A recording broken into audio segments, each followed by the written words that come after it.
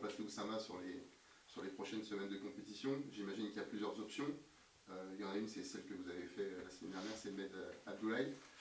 Quand on le définit, je pense qu'on parle plus d'un homme, parce qu'il a vraiment beaucoup d'expérience en Ligue 1, il a une grosse maturité, il est à l'aise techniquement, il comprend ce qu'on lui demande, et c'est vrai que c'est un atout d'avoir quelqu'un qui a cette expertise déjà.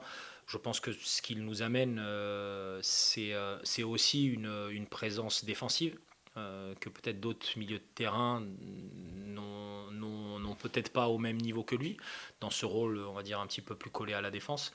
De manière générale, il a fait par rapport finalement à son vécu sur la dernière année, de manière générale, il a fait une excellente rentrée. Je trouve qu'il a fait une excellente rentrée. Est-ce que ça change quelque chose en termes de jeu? Parce que effectivement, même si c'est le même poste que tenait Oussama, c'est pas Non, la même façon de non, non, de c'est pas le jouer. même profil. C'est pas le même profil. Si on devait se rapprocher de ce que fait Oussama, on irait plutôt sur Yacine, qui est un profil joueur très disponible, capable de faire avancer les ballons rapidement, de créer un peu de transition aussi dans le jeu, d'être très dynamique sur les sorties au pressing. Donc on ne peut pas attendre les mêmes choses d'Abdou que d'Oussama, et il serait illogique.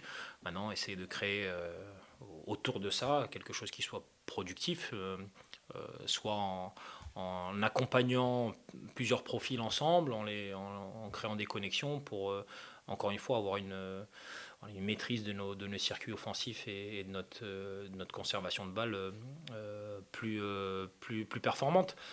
Mais voilà, il est impensable de penser qu'il va faire exactement les mêmes choses qu'Oussama.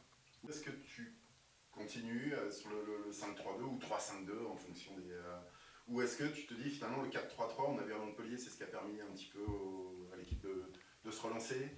Contre Brest, on a senti que c'était un peu mieux, alors peut-être là effectivement il fallait courir après le score.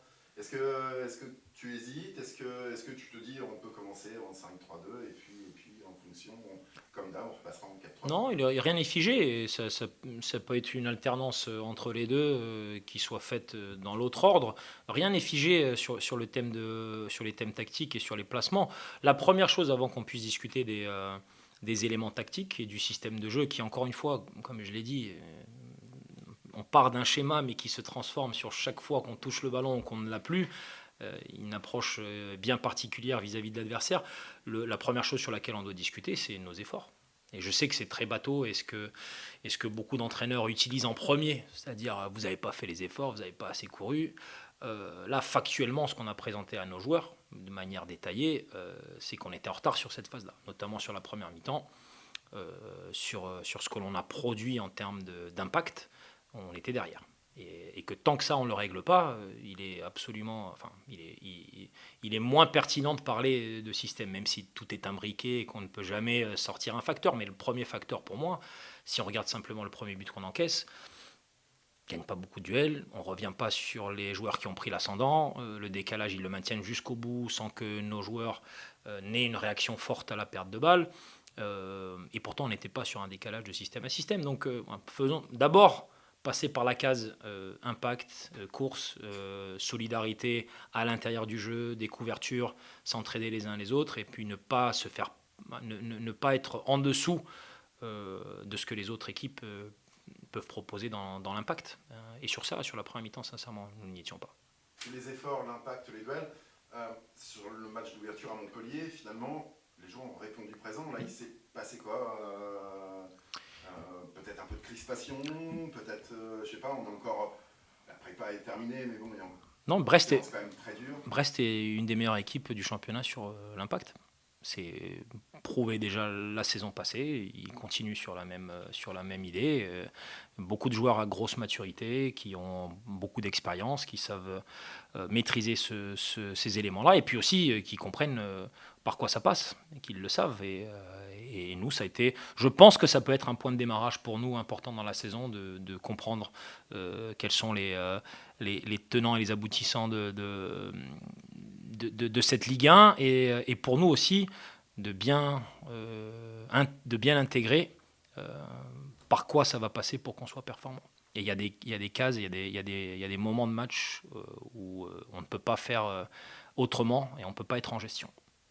Ce qui sera forcément impossible dimanche à Rennes d'être en gestion, d'être un peu en dessous Non. dans l'effort, dans les duels, dans l'impact. Non, tu peux l'être par moment du match où tu sens que l'adversaire est peut-être un petit peu moins bien, mais c'est peu de temps en Ligue 1. Peu de temps. Et évidemment, face au Rennais, ces temps-là vont être très très raccourcis.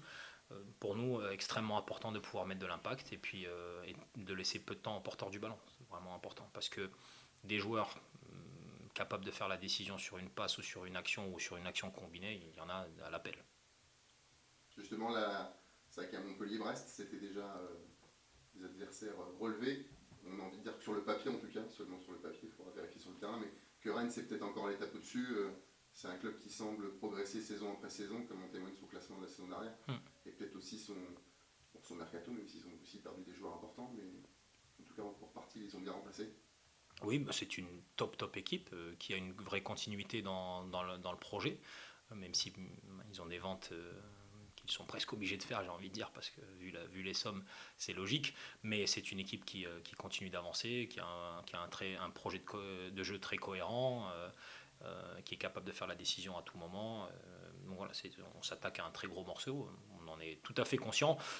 Puis après, on regarde le calendrier, c'est un peu tout le temps pareil. Donc voilà, c'est pas trop se focaliser sur ça et jouer avec courage chacun des matchs. Et avec l'ambition aussi de pouvoir poser le plus de problèmes possible. Et, euh, et nous de progresser à chaque fois et d'apprendre quelque chose, mais de manière très concrète. C'est-à-dire que le match qui arrive après, il faut que la leçon soit apprise. C'est pas dans 2-3 mois, très vite avancé. Et je pense que ce match de Brest, il doit nous servir comme levier.